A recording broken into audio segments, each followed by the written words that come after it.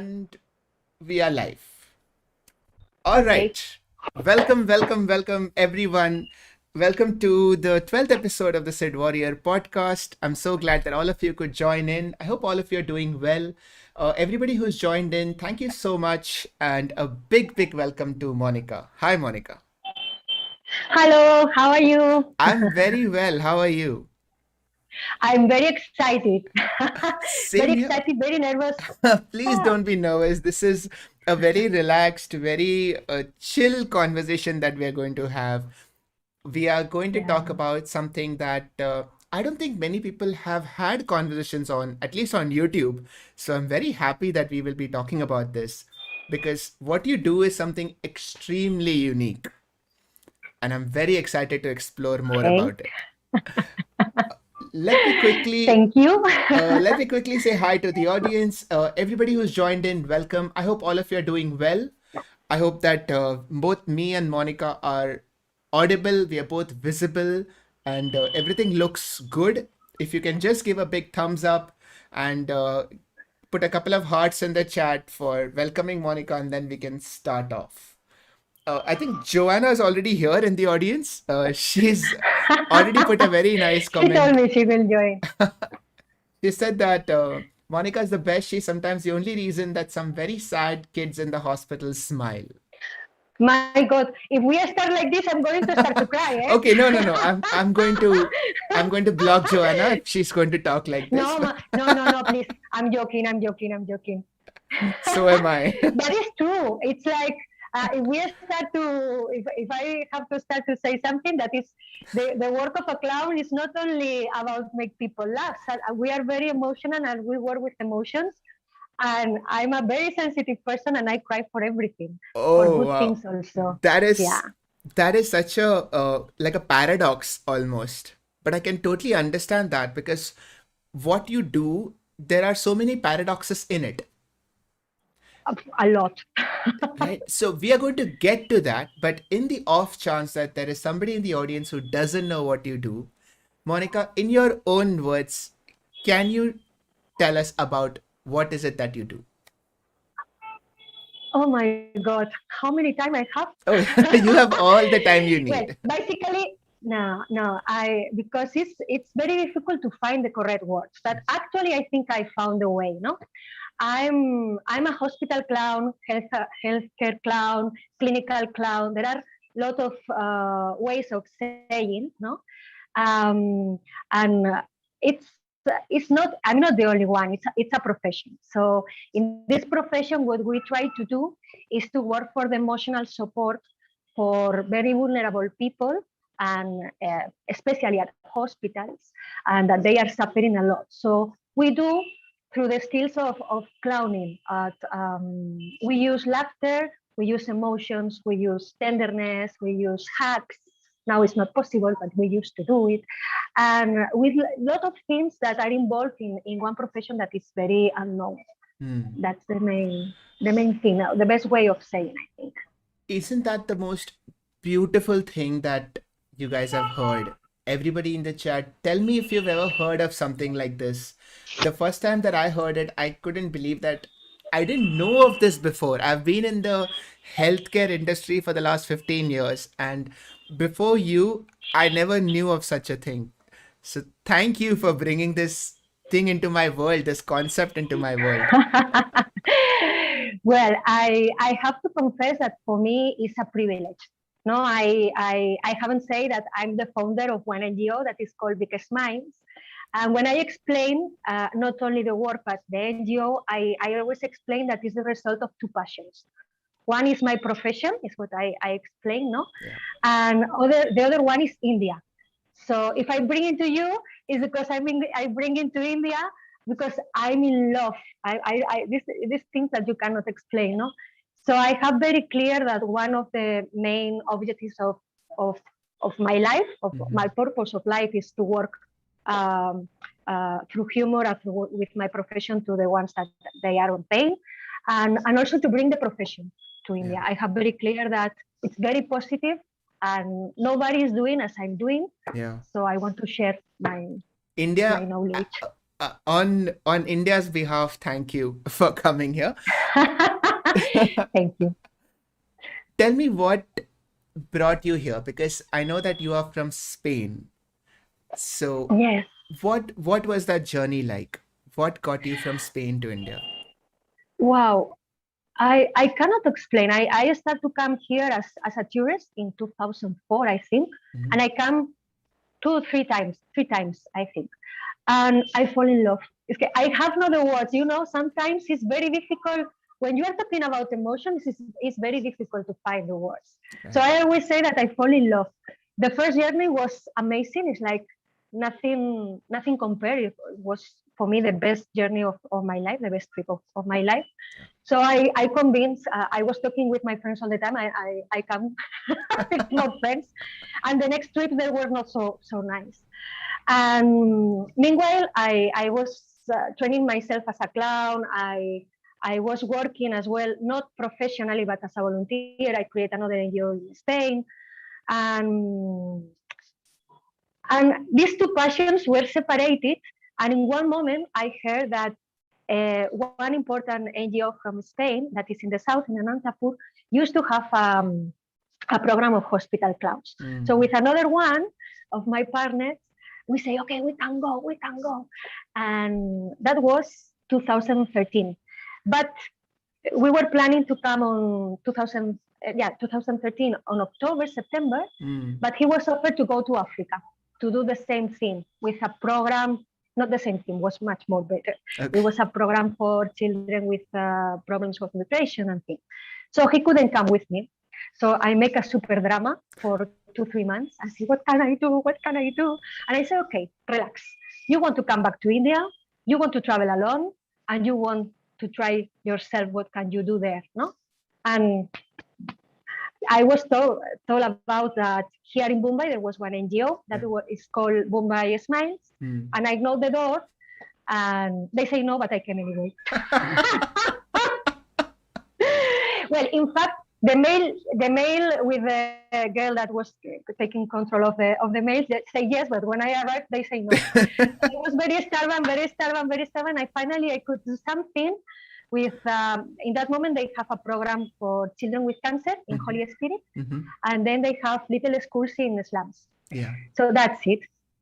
And next year, the previous NGO that I know said yes as well, and it was super surprising because they always wanted to for volunteer were looking for volunteers for 3 months, Mhm. and I couldn't come for 3 months for only for 3 weeks, and they say yes, and I have to Wow. read the mail like a lot of times. So in that moment, it was the moment I say, okay, there's no way to come back, no, because it was supposed that I was going to work only for hospitals, but I have the opportunity to work with different able kids with IHB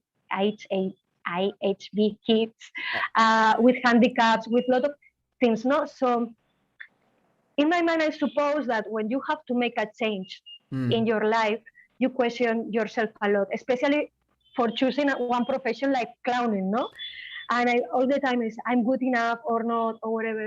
And here I discovered that is not a question of if you are good or not. It's the result that you have. And also that if you focus your energy and you work for this, you develop skills that you even don't know that you have. So in 100%. 3 weeks, I make, it's like I'm shaking, no? Because I have and I have the moment in my mind. It was with a performance for deaf girls, and it took me 2 hours to have the confidence, and we finished dancing.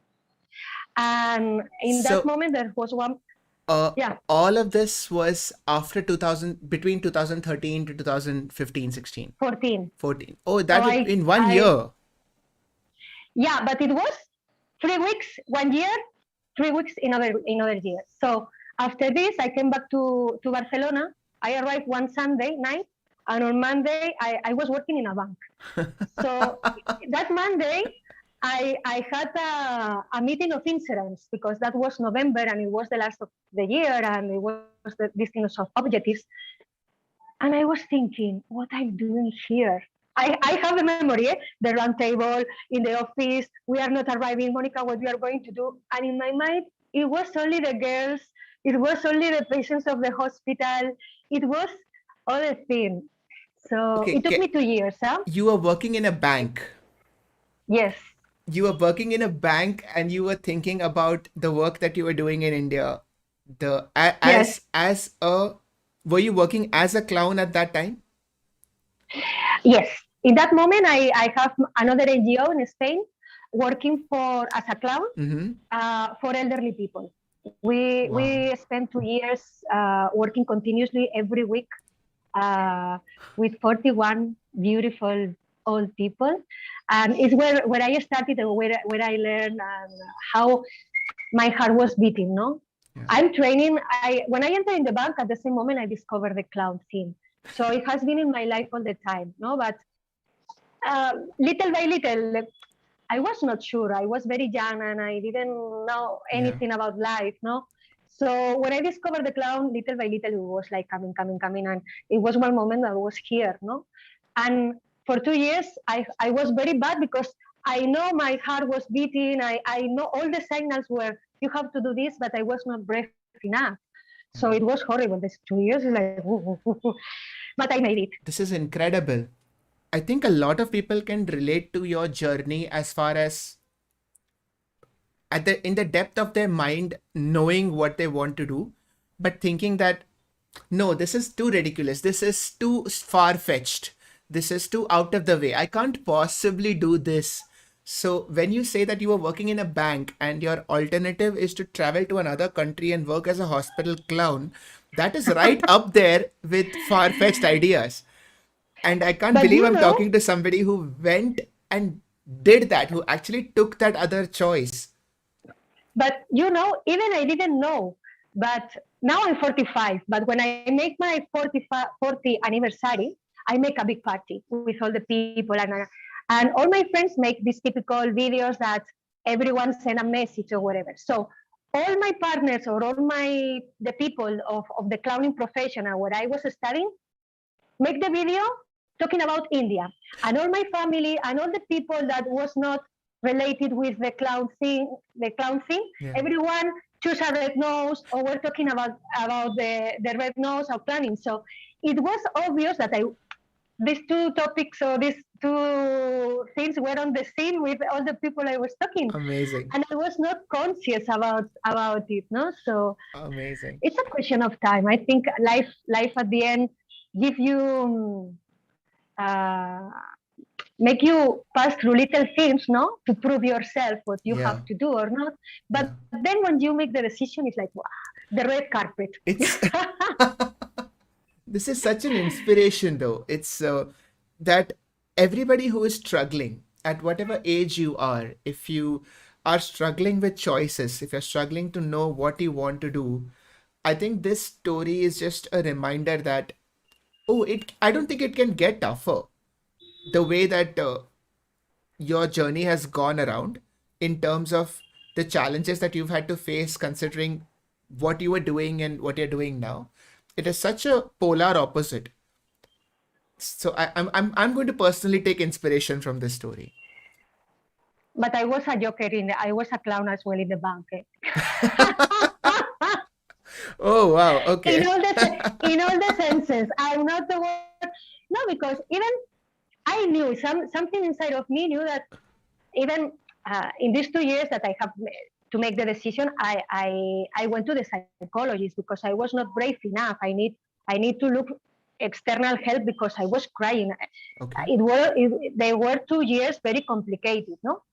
But a part of this, when I'm working or when I'm doing something, I have the commitment with this. No, if I have to do this, even I don't like or I don't want to be here, let's enjoy. No, it's what I have, so let's do it. No, so even with my partners or with the clients or with my boss, I have remember. No, because even I'm very crazy. No, not crazy because I was very serious, but sometimes my boss asks me, but how you get on so well with everyone? Why are you smiling at 8 in the morning? Because I'm a clown. What do you want me to say? No? Oh my Uh, God. so yeah, there are a lot of stories in the in the office, N- but Now, it was not my thing. Yeah, I mean, so that is one thing that I can completely relate to because we all have one main job. So if I were to relate it to my own experience, I'm at the hospital, I'm working as a doctor, but I also like to write poetry. So now I'm thinking that okay, what if I just leave everything and go and become a poet in some other country, and that would seem so far fetched, and I think that's what you actually did. But now that you mention it, I do bring poetry into the hospital. So sometimes I use whatever I see in the hospital to write poetry. So I can completely relate Sure, to that. but probably there's a big difference because I believe that doctors, nurses, you choose this profession because you love, no, and it's a very vocational profession. Mine was not professional. Mine was what can I do, where I can work after finish my studies. Yeah. So I studied economic science because I had more opportunities to work. Yeah. So I don't think I didn't think properly what I want to be in my life. Mm. You did it. So at the end, you are doing your two passions now. Yeah. No, so Yeah. it's I think different. that is very important. The more I see life and I talk to people who are doing different things, I think intersection is a very important concept. That you find what you love and you find a way to do all of it or both of it. You figure out a way where you can bring all your passions together because that is what makes you uniquely you. Yes, Uh, yes. And now I cannot imagine myself yeah. in other work, in other country, in other city. I you cannot imagine. It's almost 2 years here because of the lockdown, and Yeah. sometimes I'm in the bus going to the hospital. And I say I'm in my city. No, I'm Wow. like, oh, yes. But even it's strange. Now I'm coming back to Spain for 1 month, Okay. and I was talking with one friend. I don't know how I'm going to feel myself seeing so many white people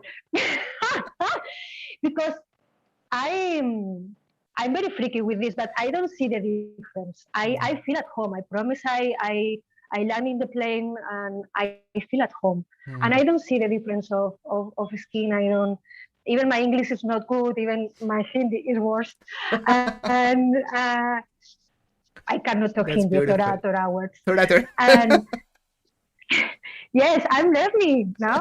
Yay. Samal ke. I'm going to understand everything. Sambhal ke So guys. yeah, I'm a privilege. I'm a privilege. Even it still is a challenge, no? Because you follow your heart, but then you have to use your mind because Yeah. you have to live, no? And Now I'm trying to find the way. it way through. So now when you are working in Bombay hospitals, right? So I know that you're attached to Wadia Hospital, which is a children's hospital, Yes, and I yes. believe you're visiting other NGOs as well. I do a lot of things. So let's talk about your experience with managing children or visiting a Mhm. children's hospital as a hospital Okay. clown. It's been what, Mm. 2 years since you're there at Vadia? No, Badia, I started on November last year. Okay. How has that I been? was in Tata. Sorry? Yes, you were saying. No, that I started in Tata. In Tata, I was 3 years, 3 years Okay. continuously since Okay. till the lockdown. So Tata is a cancer hospital. So you were, Yes, yeah, so you were basically dealing with cancer patients. yes. I have two programs. One in the pediatric ward, and then the second program was to accompany the children till the surgery area, Yeah. wait with the family for the children to come back, and then being with them in the process of waking up of the anesthesia. Oh my God. Can you imagine that? So the patients are undergoing surgery and you are helping the relatives cope up with that stress and that tension. Es que, bueno, you know more than me, no? The effect of smiles and the effect of the laughter in the body, no? Yeah. So So this is so the it's big, and surprising that's why, thing that as yeah, medical students or doctors, a lot of times we don't really appreciate the power of laughter. In fact, we think that laughter can be misplaced. How can you laugh in such a Yeah. serious situation? So, But the kind of humor that we use, that will can be another podcast, no? But we use a very white humor. Humor is a code. No, at the end we laugh because we have a connection of something, and yeah. we laugh together because we connect with something. Clowning, that's something that is very important for me to explain. Is okay, a clown is not only a red nose, big shoes, makeup, and no. We work with emotions. We have a lot of freedom. We become a child again. We are very excited with everything. We make every little thing we find in our way. It's extraordinary. We can make a show because I kick myself with the computer, or because my glasses fall down, or whatever. No, and we look to the eyes. We listen what is happening. We know how we have to be in the space to know it in base, because hospital is a different place, it's not a stage, no? Right. So in hospital clown there are two things. You have to have skills of clowning. It's this kind of things I'm telling you, is especially is the state of playfulness mode, and be excited with everything without any reason, no? And then you have to have the skills of the hospital. You have to know how a hospital works. What is the work of a doctor, of a surgery, of the anesthesia boy, of the one that go with the weight chair, with everyone. And what you say, no, is like most of the times we have to work for the respect of these people. At Mm. the beginning, it's like the first day of the surgery area, one doctor came and says, "Who are you? What are you doing here? You have the permission?" I said, "Yes, yes, I have everything. I have in my phone. You can." No, and he stopped, and I couldn't continue. Right. And but then the same doctor, after 2 years, he came and said, "Monica, congratulations. I didn't expect that this was like this." Wow. No, so it's like, okay, I have to respect. And something that is very important about my profession is that we never force to the patients, to the relatives, to no one, and we have a lot of respect. We are there to help, but nobody asks us to be there. So we Mm. have to ask for the permission every day, with the eyes, with the distance, and we invite. I like to explain that we create a bubble where we invite people to play with us. I go with this energy of, and this is very important because sometimes people is very correct, Mm. politically correct. No, it's like, is a joker here? You have to smile, and I say, no, no, no, no. You don't have to laugh because I'm here. They can Wow. say no, and I cannot be. It's an especially for me a no of the children is a present, especially with cancer or with palliative, because they cannot say no to needles. They cannot say no Mm. to operations. They cannot say no to be separated from the brother or the sister. But someone appear that take care of them is more vulnerable than them, and they can say no. And this is Oh, something that is very wow. important for the hospital clown. I go with one idea every week, and I say, today I'm going to be a runner. Today I'm going to be a cricket player. But if the boys say no, I have to accept this no. Or if they say, you have something here. So if they say that I have something here, I have to give importance to this, because if he's saying that he wants to play with this. Right. So the beauty of our profession is that we have to be just in the moment for them, and prepare to uncertain things, and go ahead with the political thing correct. So I'm going to be the best performer ever. Nothing ever. I'm there for them. Yeah. This is so beautiful. There are a couple of thoughts that I got in the middle. The first and most important thing is there is a concept of agency. So when we talk of agency, we mean that do I have the right and do I have the power to make decisions for myself? And one of the things with children is that even if we don't think that they can decide for themselves, actually they can decide for themselves, but they don't have the power to decide for themselves. So children actually suffer from a lot of lack of agency. So it's a feeling of Mm. helplessness. It's like having your hands tied. where Totally. you want to do things, but nobody's allowing you, nobody's asking you what you want. Your parents, your teachers, your elders are deciding your whole life for you.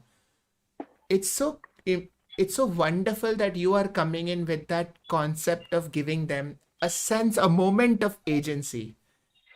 But also, when you have an illnesses, when you have a disease, you are not a child anymore. You are a patient, and you are treated different. So when we arrive as a clown, we don't see the patient. We see the person. It Wow. doesn't matter the age. It doesn't matter the disease. No, I know as Monica, I know with my team, I know the special, especially the children that they want me to visit. Or I previous to get dressed as a clown, I make a round and I talk with the doctors to see the situation of the rooms and everything. No, so I know what they have, and I know sometimes that they are very in critical moments or whatever. Yeah. But when I with my red nose, I'm in this state of playfulness. I'm like them, but with my age, no. But the Mm. clown wants to play, and I don't see that they are not going to live more than 1 week, or they are going to a surgery. In that moment, they are me and the parents and the rest of the people of the world, and this is powerful. Wow. I'm feeling goosebumps right now. In a Sorry, way, you feel yeah, in a way, disease is a great equalizer of totally. economics, of age, of gender, all the things that we use to separate people from other people. Disease kind of makes it all, you know. So when you say that a child who gets a disease becomes a person, not a child, that is true, because we will look at them and they will also look at themselves and the world in a very similar way, whether they are 10 or 20 or 30 or 40. When you're Hmm. sick, you're sick. Oh, poor of you. Oh, Verna. Oh. I said, come on. Right. I'm still alive. I'm Wow. still alive. No? So it's like this. I have to confess Mm-hmm. that I was reviewing notes. I like to learn all the time. No, I'm as all profession is like okay, learn from the best one. So I'm following some of the masters, no, and the reference from me. Yeah. And there's one of my teachers, my clown teachers, that has a very nice expression that say, "Let's celebrate." Um, I don't know how it's in English, but when you go to the school and you have a break and you go to play outside and then you come back, how do you call this in English? Yeah, like take a break. Like when, yeah, Yeah. in Spain we have a special word, no? So it's like, let's have this moment while we are alive. Oh, So this is the philosophy of the clown, no? It's like let's, but it's super powerful, and that's why I love so much my work because I work for them, but at the same time I'm working for me because I'm again working in the right moment, and I'm not expecting anything. And when you don't have expectations, hmm. you enjoy with everything, and you see little things that probably you cannot see in normal. Beautiful.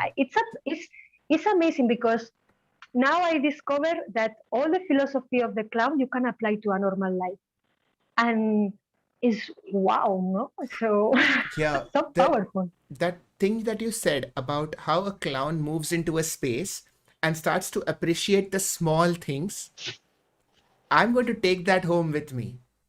One of my take home messages is personally think like a clown, where if you go into a space, how do you appreciate everything and make it big so that you can use that in your life? You can use that for your so-called scene. I really love Yes. that. So if you have a mobile phone, how can you extract everything from this mobile phone? Say if you're thinking like a clown. It's a very random Um, thought, but yeah. it can be because you cannot think how I'm going to do. The Hmm. secret is that we have to do. We don't think, we do. So I cannot Okay. show you because I have my phone But I'm going to take this. Okay. No. Okay. So maybe you start. How I do it? So I start to play, like sweeping or not. I says nothing is happening. So maybe you start to move. As nothing is happening, I start to get nervous. Oh, it's not working. So maybe you find this, and maybe with this is it's analogic phone. Nico, let's make a party with analogic phones. Nico, party. And it's ridiculous because it has no sense. But if you are feeling, it's like if you think that is funny, it's not going to be funny because you are thinking.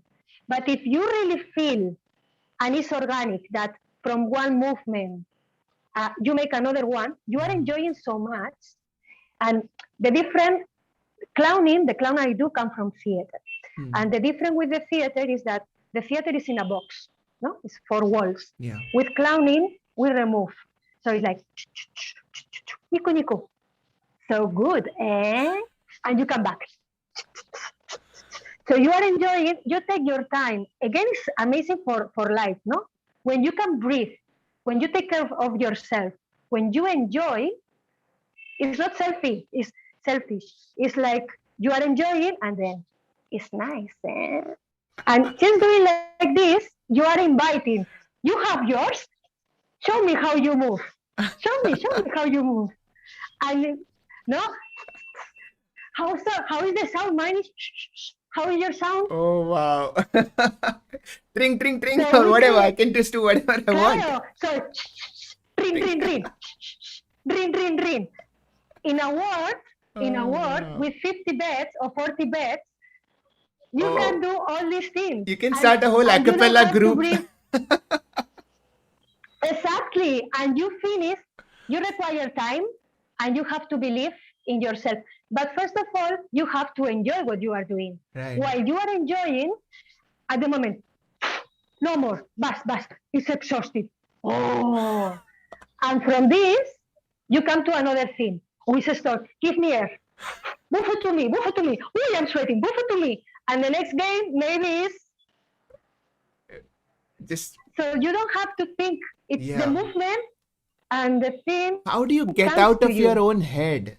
I'm trying to imagine doing it and I'm constantly thinking. I'm thinking of, okay, what next will I say? What next will I do? because I'm training. Because the something that I like to explain is that we don't learn how to be a clown. We train to be a clown.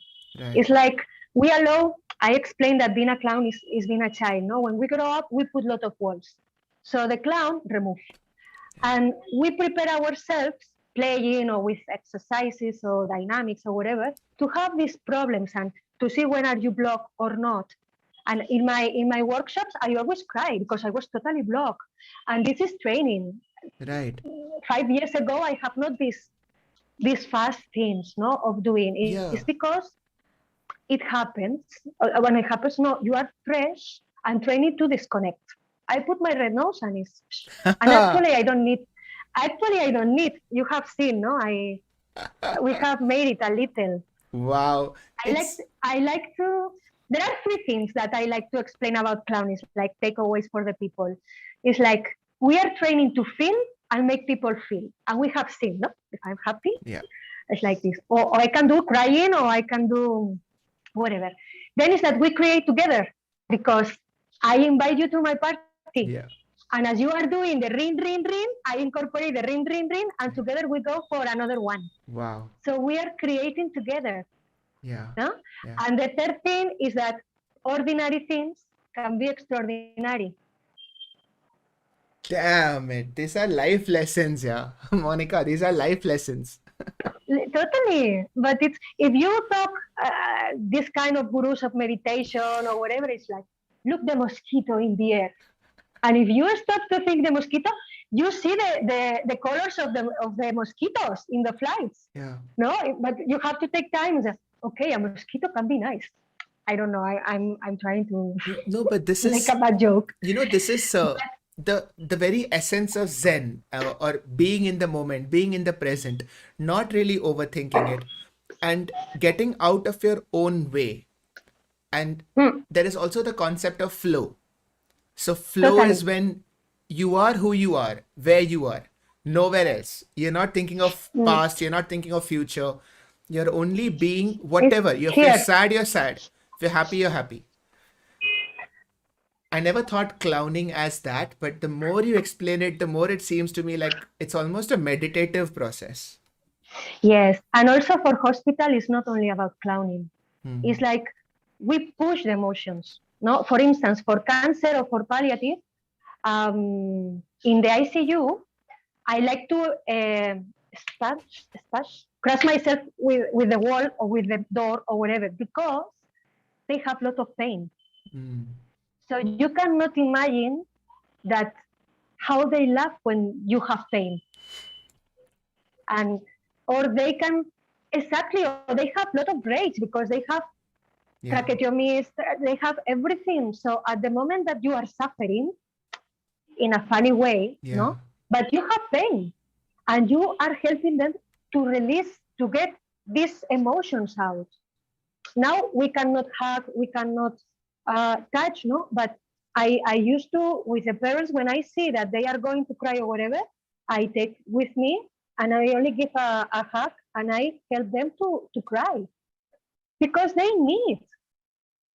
Oh my Now God. I'm in a team that is fabulous, that they have psychologists and counselors and Yeah. doctors that they do this, but I can do in another way. Yeah. That's why I like to say that my work is amazing for an holistic treatment. And when I discovered palliative care and the unit I'm working, that it's amazing, it's beyond everything. Yeah. It's like it's perfect for my work. I how I didn't discover this.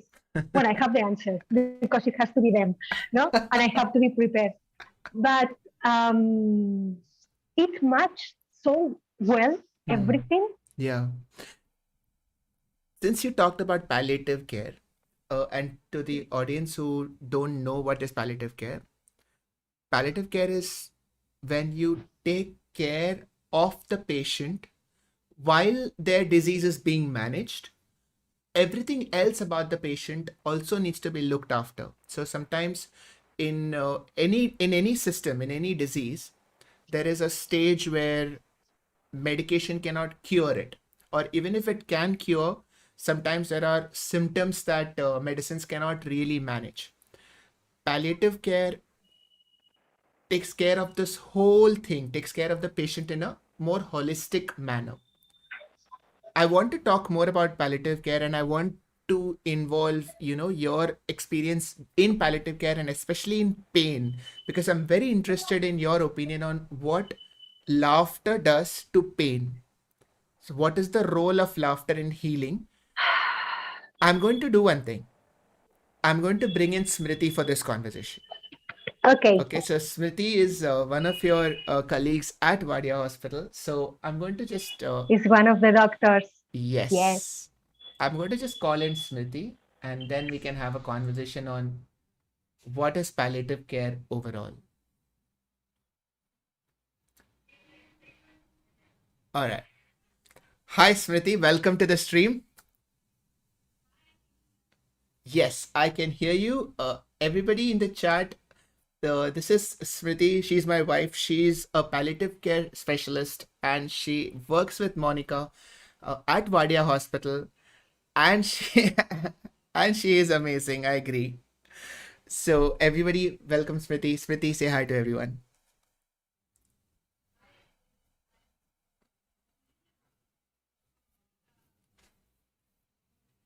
Oh, 1 second. Smriti, I think you're.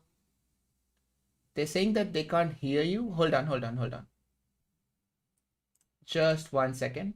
Can you say something? Hi, can you hear me now?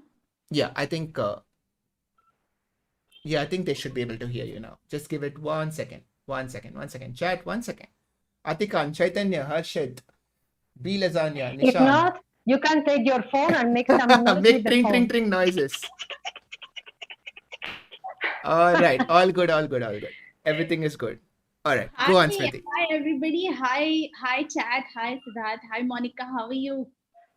I'm super good. I Now more relaxed. Wait, what do you mean? I was very Was I nervous. not making you relaxed? Yeah, but with her, I'm more relaxed. All right, fine, fine. I'm not going to compete. No, I'm joking. I'm joking. I'm joking.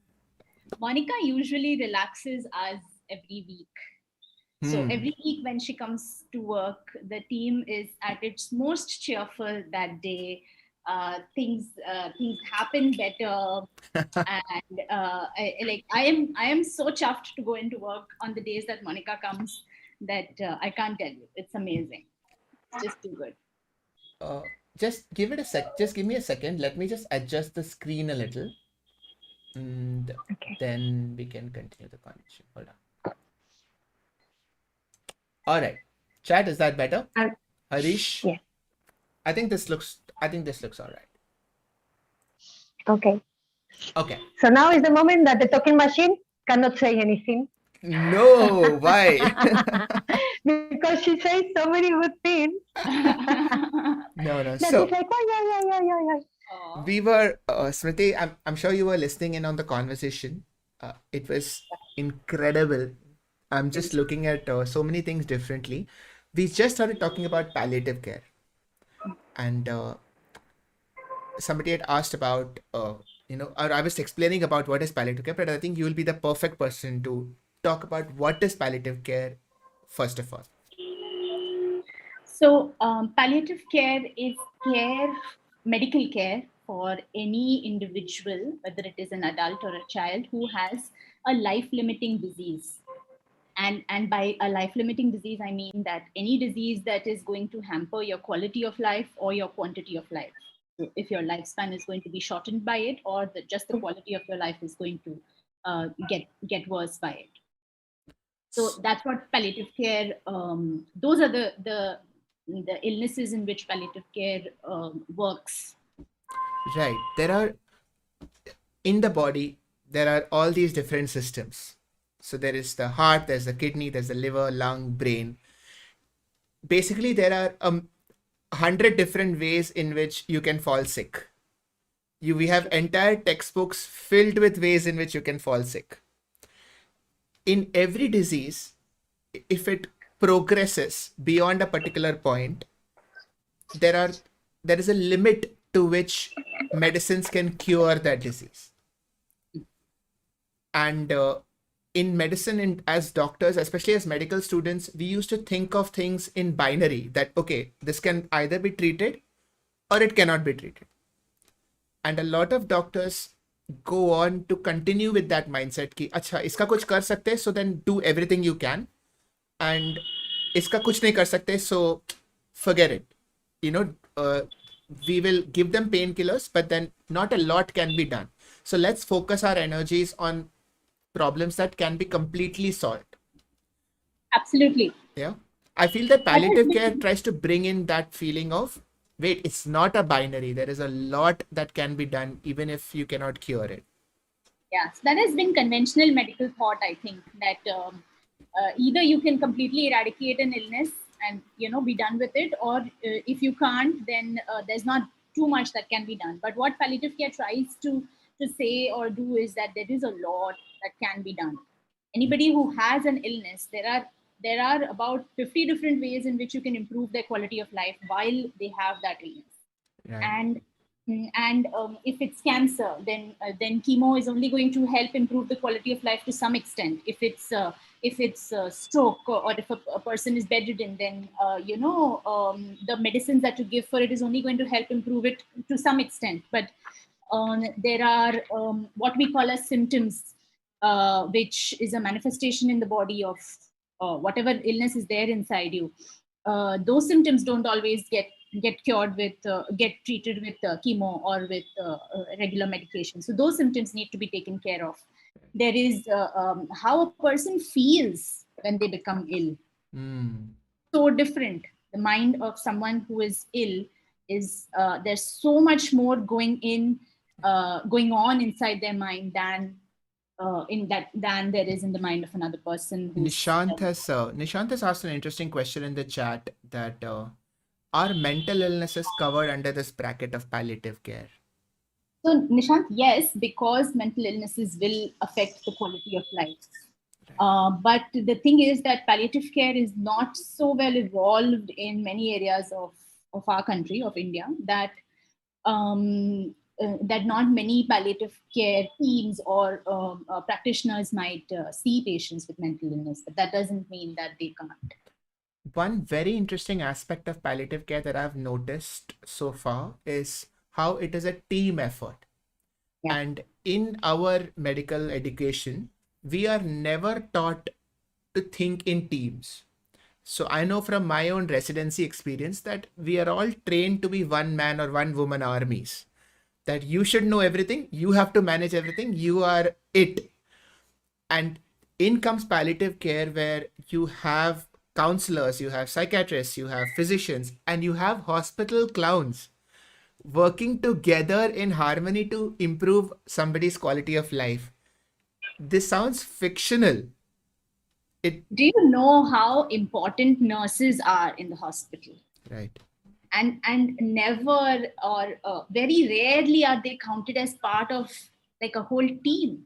Right. It's never thought of like that. The doctor is always thought of this lone wolf, or like this one single individual that does it all. But that is Totally. absolutely untrue. That's so not true. And the problem is that doctors fool themselves into thinking that I am the one managing everything, but it's not true. We would be lost without nurses. We would be lost without interns. We would be lost with, oh my God. But just give us time. Sorry? We are changing this. Just give us time. We are changing this kind of thoughts. Yes. We have all our life. Yes, it is. It comes down to our generation. We as doctors and we as part of practitioners in our current healthcare system, it does come down to us to have these conversations and to spread this message that it's not a one-man team or a one-woman team. Yeah. But since I'm there, that is only from November, I realize how is the importance of palliative, and especially the team, no? And I thought it used to be more important or more accepted. But also inside of the medicine, it's like the clowns, no? It's like we have to demonstrate that we are important with the results. Right. And then once, what is fine, no? Because I think the people that choose this profession and choose this field feel with the heart, no? And it's like, okay, I'm going to do, and I don't need to be recognized at the first moment. I will prove, no? And it's not I will prove. It's like I'm going to work, because for me the main important people is the patients. Mhm. And the rest of the doctors, of the rest of the staff, they realize, no? And I'm listening, I'm learning so much from all of them. And I listen a lot the conversations as well, no? So little by little, I start to listen. So doctors came to congratulations for this, or they are saying that they are very grateful for this, or they are saying that we are doing well. So it's very nice. Yeah.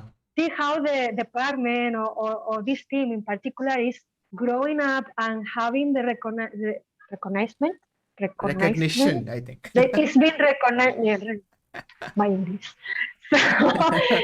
So it's amazing, no? Because I thought that it was recognized in the field of the medicine, but it's not. But for me, it's the most important thing. Yeah. No, at the end, how to take care of the patients. We're working towards it, and you've been a big part of the team, and how the team has got sort of recognition. How one team can be an example to hospitals all over the country, to change, Totally. to have palliative care, to have a hospital clown. The newest addition to our team is a book and toy librarian. Yes.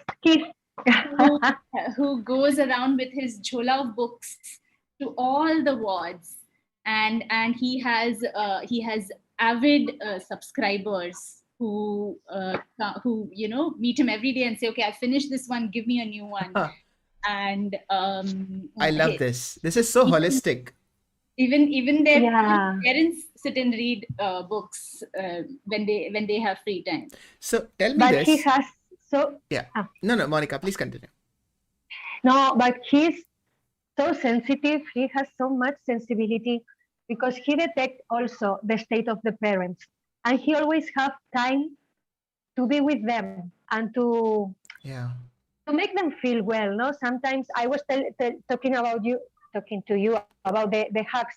Sometimes it's not the hug. Sometimes it's just being face to face and listen to them because they can express. And Keith, that is the name of the librarian, do it so well, You know so what I well. really love about this is that we are trained in very, very evidence-based medicine, which, as useful as it is, can be very cold.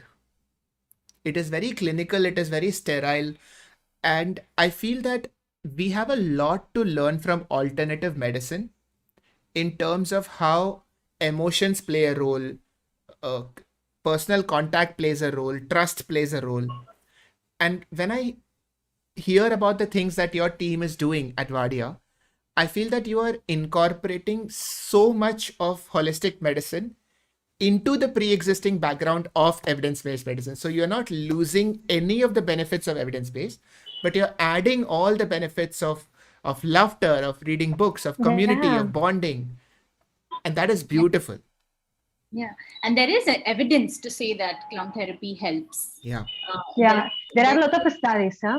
yeah, there is That literature to prove say that. that clown therapy helps. There is literature that says that palliative care helps.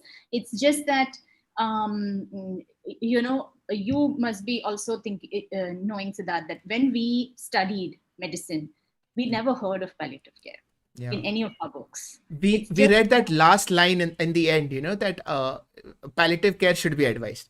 Like, what is palliative care? That's it. Yeah, I have a theory on that, by the way. I have a theory on why in our core medical textbooks, it doesn't go too deep into palliative care and it doesn't go too deep into dietary management. It just says, okay, dietary management should be advised, palliative care should be advised. Because I think that a lot of therapy is focused on the pharmacological side of things. It is all the attention is towards what drugs can be prescribed and what surgeries can be done. Of course, that is important, but as a generation, our focus is primarily on what medicines can be given. And as I keep growing as a doctor, I feel that we kind of miss out on what else can be done. So, definitely, all these things should play a role. I want to talk to you about the role of laughter, both of you. I know that you will approach it from different sides. So, Smriti, as the doctor to her patients, and Monica, the provider of the laughter, what is your take on the role of laughter in healing? Monica, you can go first. Wow. I I don't know. I have prepared one question for this about how it works in the brain and how I start to spread endorphins. Mhm. And and it is said also that I have my notes. One Oh second. wow, you have just Yes, just when I eh, thought I can't just love in Monica case, anymore, she's a because note-taking person. no, because I get very stressed. No, it's Yeah. like now that you know about neuroscience, my amygdala block me. And I say, no, I don't want to be blocked. I'm going to write. No, I mean, if you just want to see how laughter affects, all you have to do is just come to work one day. Mm. I mean, Monica comes up with these costumes every week. Last week she was doing her laundry in the ward. The She week what? before, the week before that she was I'm losing you. the week. Sorry, the week before that she was a Oh, cricketer. I think And Monica's Why I cannot yeah, listen? yeah.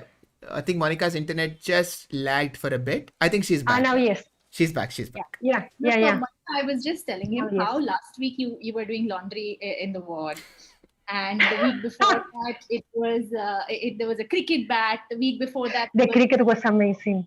yeah, and they are just like simple everyday objects. And see, laughter is one thing, but just like the surprise element, Okay, you're in a hospital, you're on a bed, there are people in uniforms all around you, and there's a lady with a red nose who comes in with a mop and a bucket. 2 buckets. And all my clothes, and I put one stream, and I was washing, and I was hanging, Oh and I God. made people wash their hands. So just the Do you sight have of photos of that? Yes. Oh wow. Okay. You have to share them with me, and I will put them up as Okay. community posts on my YouTube channel for everyone to see. Okay. Well, in my Instagram, in the NGO Instagram, I think is one of this, but I share with Awesome. you. Thank you so much for reminding me. Guys, go down in the description, go follow Monica, go follow her NGO. I've Not tagged me, NGO, the NGO, not me, no. both. The I NGO, the mean, NGO. come on. Both, follow both. So go follow the NGO, show support, show love. This is incredible what Monica is doing, what Smriti is doing. Yeah, continue. I'm losing you again. Oh no. No, you'll be back. Don't worry, you won't lose us. Okay. So yeah. So coming for me, the question of laughter, I see every time. No, it's like how people change. Even I like to make a round. When I like no, part of my work is to give a round without being stressed. And you see the people, and when they see me, like Monica, what are you going to do today? Mothers, parents, the sisters, the sister in charge, some doctor actually start to come to my work as well. No? So I can see in the body, just like the pulse, no? And then I see how they forget, no? The moment of the laundry, they were really with the laundry, making the laundry for all the time, no? Or I like a lot, for instance, when there's a doctor, a boy, I try to fall in love with him. And people love, no, because normally they are very embarrassed. And it's like, no, but I like you, my Janu, and he ran away, and I go. But it's very nice because laughter is the only. We talk about the disease, no, that everyone is closer or create bonds when you are ill. But laughter is the same. Yeah. So the doctor is the high one in the estimate of the hospital. Yeah. So at the moment that I'm going behind him, give me a kiss, muche papi chahiye, Janu, no? And everyone is laughing. No, here's my Janu, you take care of. And in that moment, the doctor is not a doctor anymore. It's a person. Wow. Oh, the poor doctor is dead as a tomato by this. Huh? Oh wow. Yeah. But And it's amazing. But what you're saying is so true. Yeah. Like it just brings everybody down to the same level, which is where we are. Yeah. You have to be very But aware it's of power dynamics, no?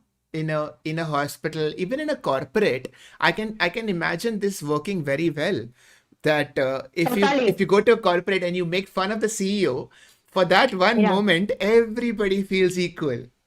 So the sister in charge in the ward is the person that everybody is scared of, usually. Yeah. And she's the one with the very strict and always asking, why hasn't this been done on time? And Who the head matron, the chief sister, of every ward. Yeah. There is one sister that is in charge of every ward, and she's the person that everybody is scared of, and everybody looks up to, and to see how they smile and laugh and blush when Monica is around, it just changes the atmosphere. You have to see her. One day I was with my pajama and I was pretending to sleep. No, I was asking ways to sleep or whatever it happens. No, and I was in the corridor and it was a lot of chairs. So I was with my sheet, and she came from the back of the corridor, running. I'm going to cover you, and I give you a kiss here. The matron. And when you see that, all the other sisters and the junior nurses, all of them will feel that. Exactly. Such a beautiful concept. It's amazing. Smriti, when you are dealing with palliative care patients and when you're dealing with pain, have you noticed a practical difference in their pain because of laughter, because of uh, incorporating humor in your therapy? Have you felt that it is easier to deal with pain patients? So the thing is that pain has many aspects. Hmm. um, you could feel pain because of something physically going wrong with you, but you could also there are other components to the pain. So Yeah. whether there is the psychological component, the fact that the pain is really sort of hitting you in your mind and pulling you down. There is that I mean, even though we work with kids these days are big enough and smart enough to know what illness they have, and they have these questions which they cannot answer, or they don't get answers to, because no agency. So they ask themselves, why do I have cancer? Why do I have this illness that's keeping me in the ICU? Mm. Pain has all these other aspects to it. And I mean, there is like a neurological basis to it, right? Yeah. When there is laughter, then endorphins are released, and that in itself helps in alleviating the pain a little bit. So the physical aspect of the pain, yes, we take care of that by medicines, but the psychological aspect, the social aspect, the spiritual aspect, all those Mm. things can be helped by things other than medicines. And laughter plays a great role. Like laughter is right up there with one of the best things that can help with pain. Right. Yeah. Monica, have you experienced this as well? That on Yes. your first day, say a kid who is in a lot of pain, and then as you go on interacting with them, you feel a difference in the way they respond. Every day, every day, every day. Wow. Sometimes it works and sometimes not. Hmm. For this, we also have to be prepared. When we are nervous, or when we are thinking, no, or when we are stressed and what I'm doing is not working, or maybe there are a lot of people, or in fact there is a lot of pain, no. But sometimes, if you breathe and you can change. The other day, for instance, I was in the HEMAT with one patient with cancer, and she has been entered in the ward, and they were putting the needles here, Hmm. no, and it was very painful. So I have a problem. I working in this, but the needles for me is the most complicated thing to deal with. So I said, okay, no problem. I'm going to take one maraca I have and let's sing. And the girl was saying, "What are you saying? What are you doing?" No, it's like I'm having pain with it. And I say, "Okay." I say it's not working. So I sat close to her, take the hand, and say, "You are doing very well. You are doing very well." And in that moment, there was no laughter, but it's like, you see, I'm learning Hindi, no? So I say, Hmm. "Papa ji is very proud of you too. Mama ji, Nataji is happy too. Joker ji is proud also. Neighbor G is also. Sister G is also. So little by little, she started to smile, Right. and even she was making a face of pain with the needle. In the moment of the G, she was doing, and she Brilliant. was smiling. So she was very, because even the mother was like this. No, the pain of the girl and the mother was accompanying in her own way. So in that moment, we relaxed because I start, and it was instinct. It was not thought. Yeah. I said, but I say, I'm here with you. You are doing very well. You are, na, na, na. So in that moment, it was relaxed. It is now is the moment for the laugh. It's like Hmm. Papaji, Mataji, Jokerji, na na na. And I was not with the needle anymore. I Brilliant. found this, and maybe it's not laughter, but obviously she was not having. She was, at least the psychological effect that Smithy was saying. It was not there. The atmosphere was the mother like this. The sister was not finding the vein. Me also at the beginning is, I have to do something. I have to do something. And at the Yeah. moment that we calm down all together, we can enjoy. And the pain probably was there, but not so much. But It's less. it's kind of like how to manage anxiety, what you're talking about, because everybody who's listening, how do you incorporate this into your own life when you are afraid of something? So, for example, that needle, how painful that situation is going to be, or how stressful you are going to be because of that situation, kind of depends on what you are anticipating. So the same thing works for Totally. pleasure, the same thing works for pain. That's the crazy thing. So the Absolutely. more you anticipate, the happier you will be when you're anticipating something Totally, yeah. good. But the more you're scared that something bad will happen, the worse it will be. Because And it anxiety can potentiate pain, right? It can increase. exactly it heightens the pain response. So in a way, laughter is a great way to cancel that out. You cannot be anxious when you're laughing. Those networks cancel each other out. So A just by the act of great, laughing, your pain will reduce. a great example of this is what Monica does in the post-op area or Mm-hmm. the pre-op area, like accompanying the child as they go to the operation theater.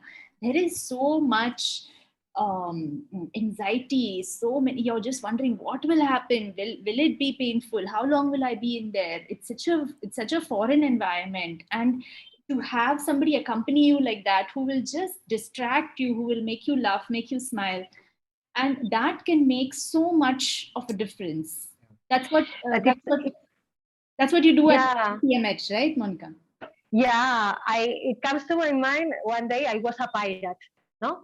So the good thing of the regular visits and to have the trust of the team is that you know the space and you know how is the everything, no? So I was entering the wheelchair and I was the pirate, and I have created a map with the beds and wherever and how is the surgery area where he was going to be operated, no?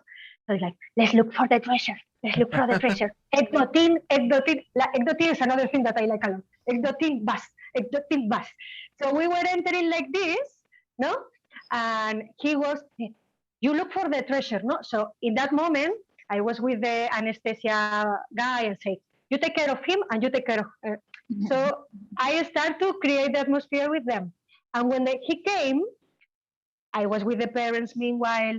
And when he wake up, normally it's like, okay, wake up because we have no beds and there's another child that have to come and these things, no? But the difference instead of like this, like, I haven't found the treasure. We have to go. Come.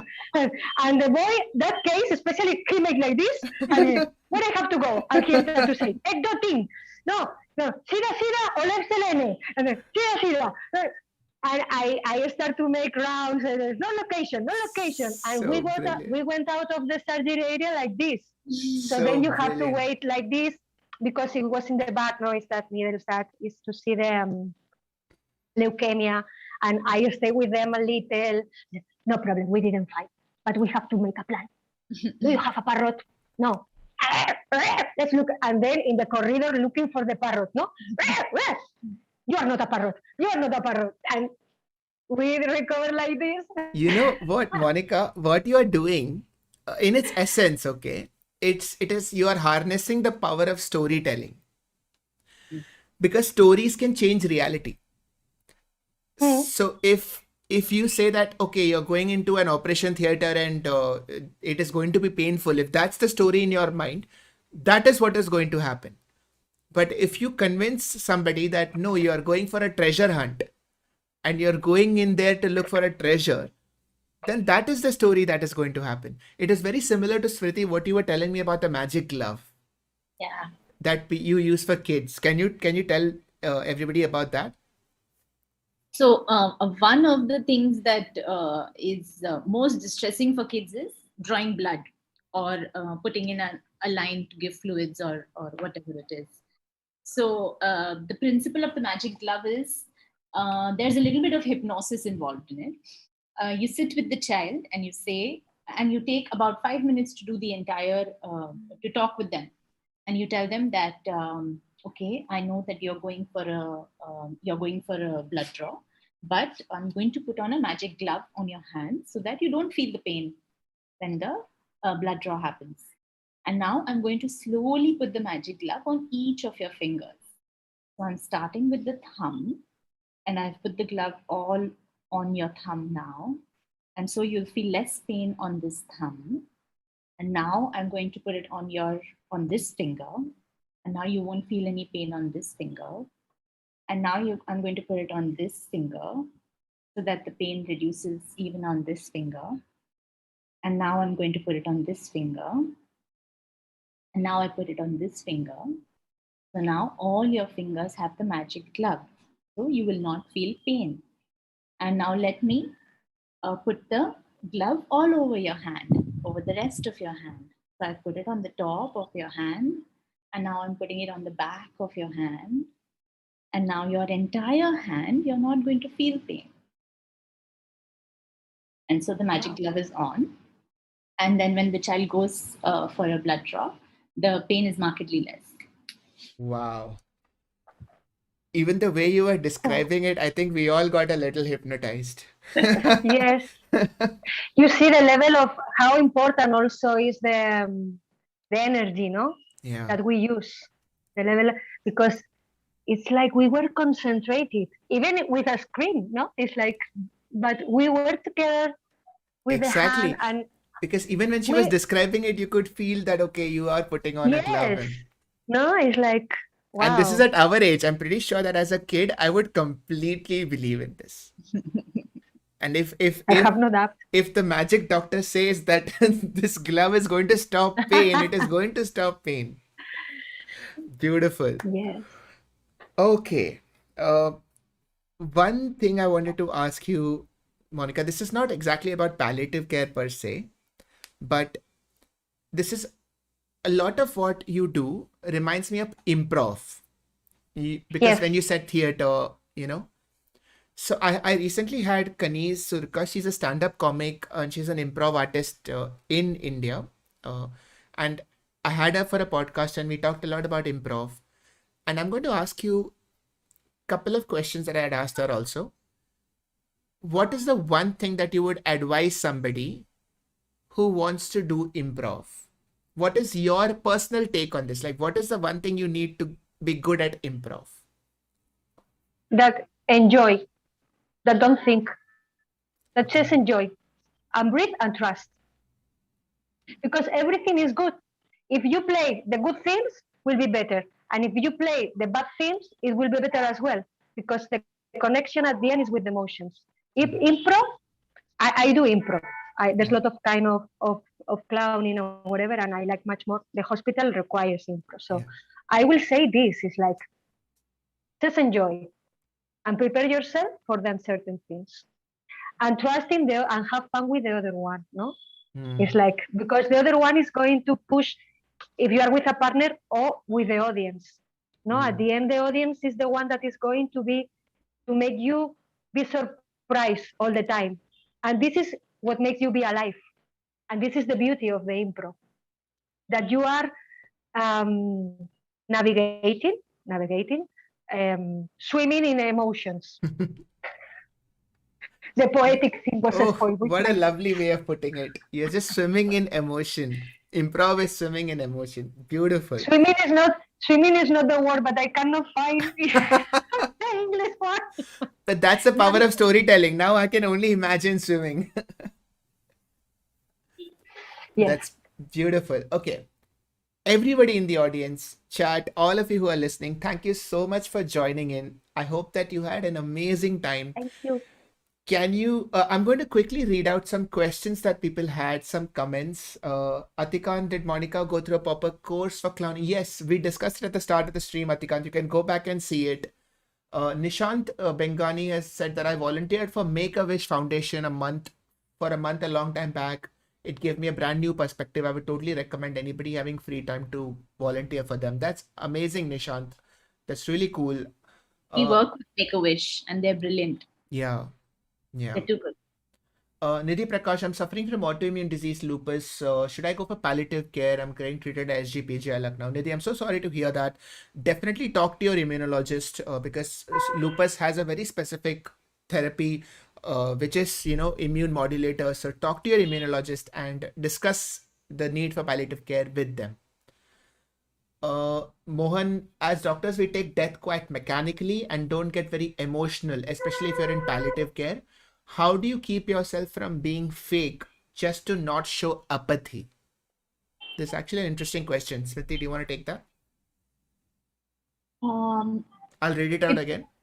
no, I can see it. Hmm. It's difficult because when you are in palliative care, you do see a lot of death around you. And people, like the people that you're working with, the patients or the relatives or the family, they recognize if you are fake. They will know it like this, and they may not say anything about it, but part of their behavior will change, or they might not connect with you as much as they do. So yes, you do end up having to feel the sadness that the person is dying, or the person is ill. And I would say that the important thing is to just to recognize that you feel sad and not deny it, because we all feel sad, and and apathy is sometimes just a defense mechanism. Sort of what Monica was saying about be one with your emotion. If you are sad, you can express it. But that I would also suggest that just because you are used to something or you have to deal with something practically doesn't mean your empathy has to change. So in my own take on this is that you can be empathetic and still be practical. Yeah. Because at the end of the day, the patients and the relatives also know that they are coming to you for sensible clinical care. They're not really coming to you just for love and hugs. They want sensible clinical care. So you can give that. And it doesn't have to be at the cost of empathy. You can be empathetic. And if the thing with empathy is that if you're empathetic, you don't have to show it. Even when you're, yeah, it comes out. Like you said, the relatives know, the patients know. So even if you're being absolutely practical and you don't even say a single word of, I'm so sorry for you or anything, and the only thing you're doing is talking about the disease and what they should do, if you are empathetic, it will come out. So they will know. There's nothing to be done.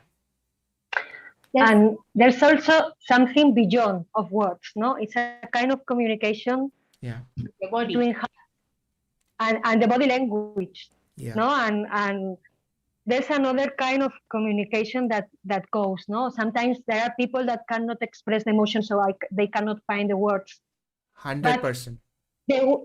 But the way of looking, of the rhythm of what they are talking, or set aside, it's enough to have this empathy, no? Yeah, and it's so difficult to convey. It's so difficult to tell somebody how to be empathetic or how to show this. You kind of pick it up. You kind of learn it as you go. Especially if you're working in government hospitals and you're dealing with a lot of patients, gradually you learn that way of talking. But everyone is different. Sorry. Go on, Monica. No, please. I was just saying there's something I wanted to add, that if you are working as a doctor, or any situation really that is high emotion, high pressure situation, it always helps to have somebody or a team to fall back on. It may not necessarily be a team, but it could just be one person. It could be a family member, a friend, a therapist, whoever it is. And to just have somebody who you can turn to when it's time to take care of yourself. Because if you don't take care of yourself, you're not going to go far ahead in work. Wow. Yeah, that's true. Totally. But for us, it's the same. All the NGOs, all the group of clowns have one therapist, or we recommend after every session to say the good things and the bad things, to spread the things, no? Because otherwise, even it's the best work of the world, you are going to burn out. Yeah. So then is when empathy don't appear and this kind of thing. So Smriti it's totally right. No, you have to take care first of you to take care of the rest. That actually brings me to this question that that has been asked by B Lasagna, that have you guys experienced caregivers fatigue, and if so, how do you deal with it? Caregivers fatigue. So a fatigue. Experienced fatigue, so tiredness or exhaustion. So when especially the relatives who have to take care of the patient, after a period of time, it can get physically, mentally, financially exhausting. So all of that put together is a big load on somebody to take. So how do you deal with that? It's very common. It happens a lot, and I think that what Lasagna is trying to talk about, which is caregivers fatigue, is what the relative or the caregiver of the patient goes through.